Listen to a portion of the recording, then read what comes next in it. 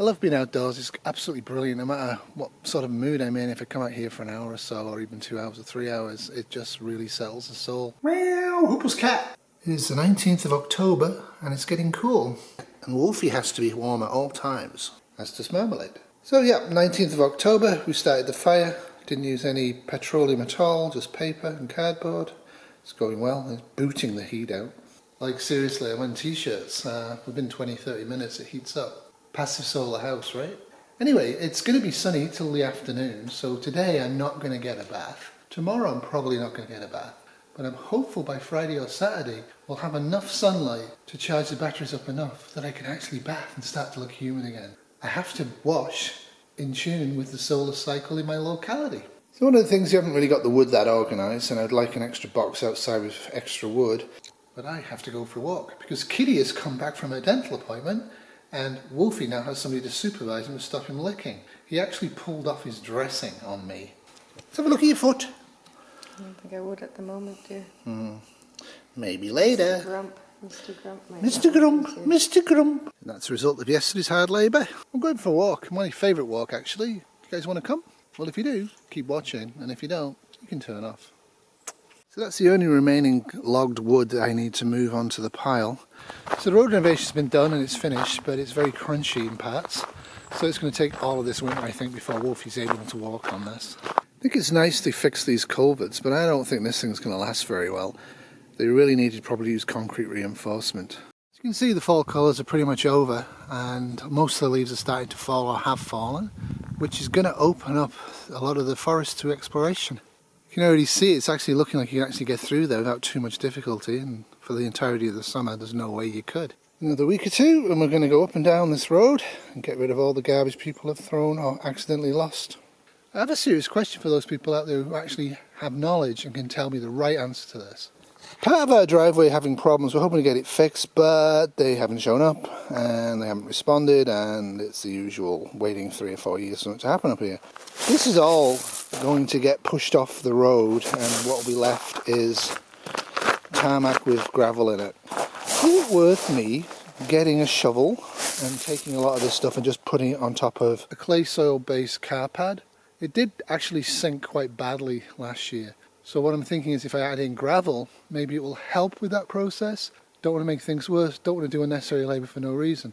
Anybody out there actually know the answer to that? Should I be putting this type of stone gravel on a clay-based soil that becomes very, very moist? The soil is approximately 2 to 3 feet deep at that point. We're not excavating it.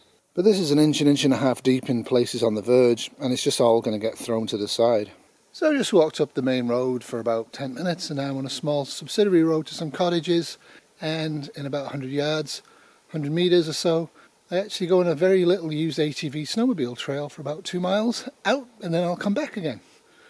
We're getting there.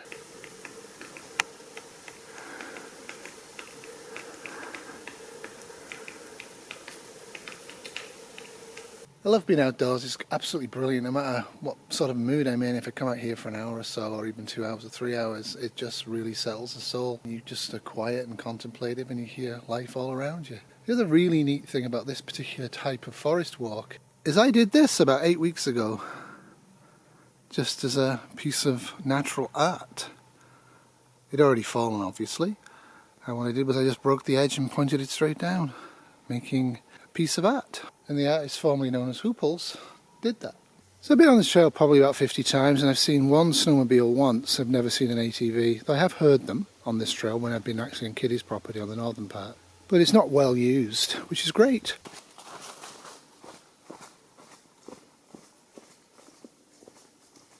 I love the subtle play of light on the rocks. What you're missing, of course, is the smell and the wind.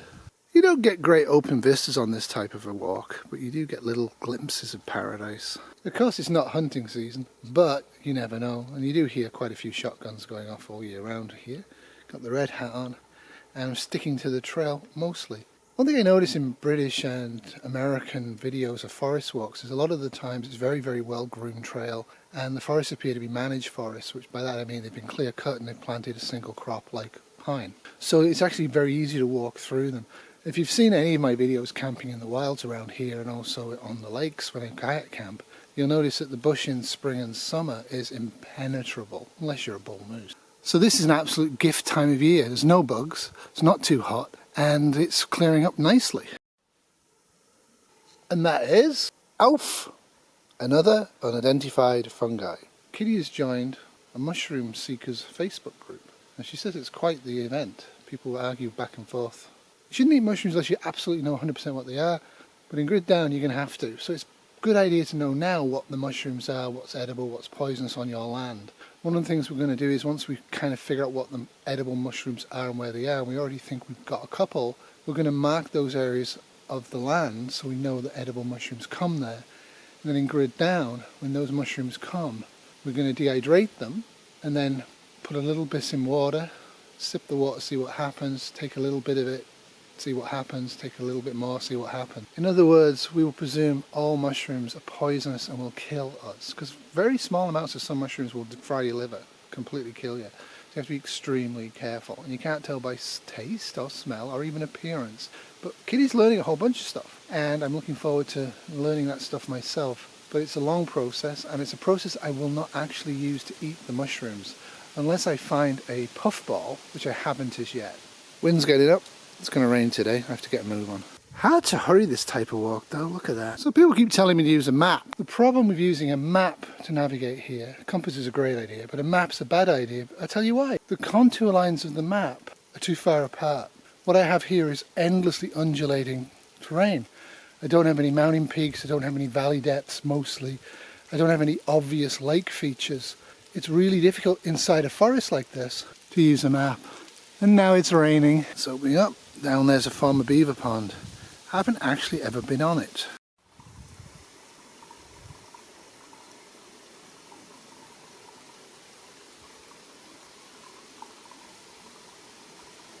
What bird is that? Answer at the end. What's the most common deciduous tree in my area? You should be able to figure that one out. The answer is not at the end, of course, it's a maple.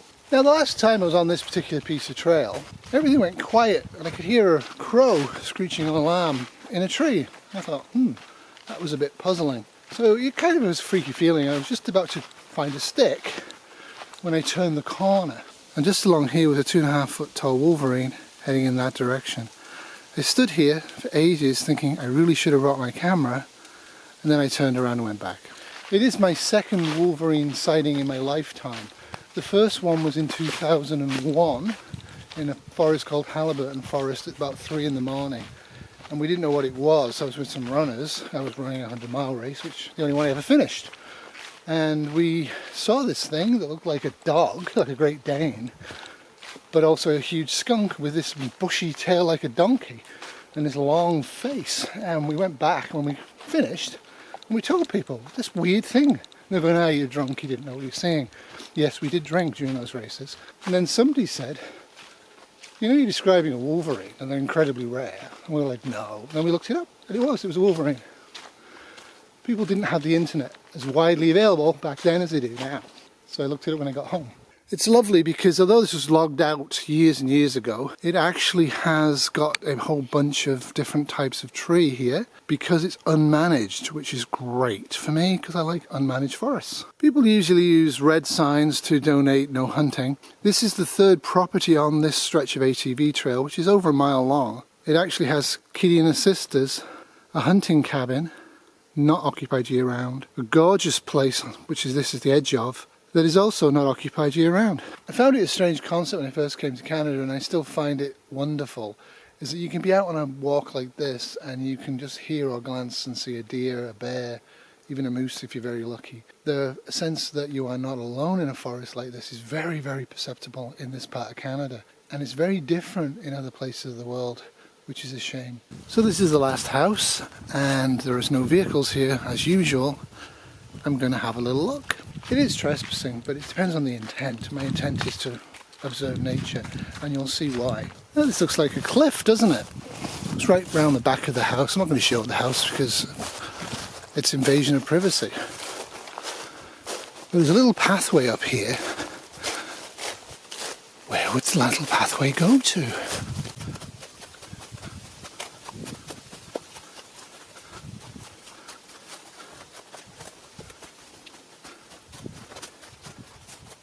And that, my friends, is a beaver pond.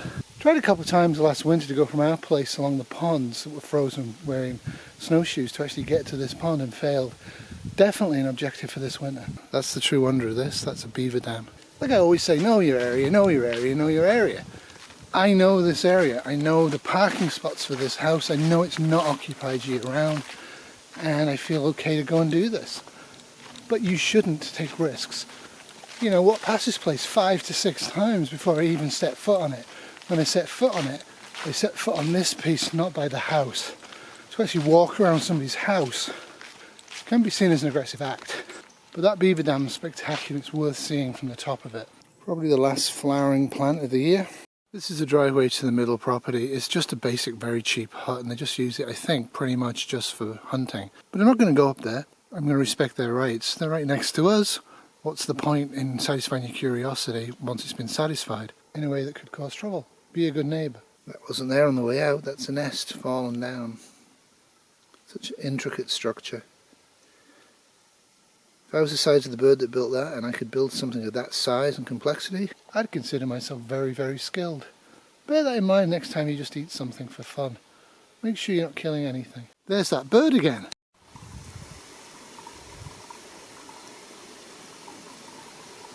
Have you figured out what it is yet? Answer at the end. Oof! One of the things Kitty informed me about mushroom eating is that you have to look at where they're growing, the time of year they're growing, and also on what trees they're growing on or near. So tree identification is going to be a big one for us this winter. It's an ongoing process. It's really good if you can learn all this stuff as a kid. So if you have kids, teach them how to identify trees.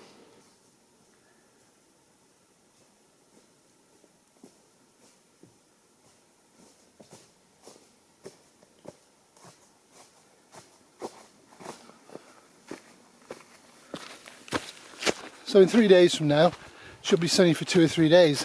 I'll be having a bath and doing laundry and vacuuming. But we're also going to go out Saturday and Sunday to 2 spectacular hikes in the local area.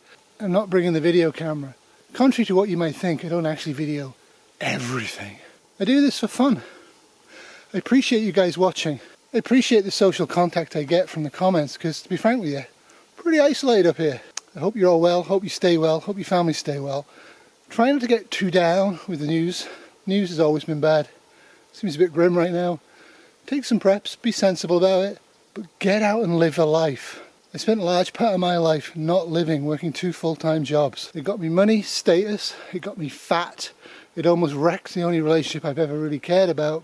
It allowed me to retire at 57, and now I'm 58.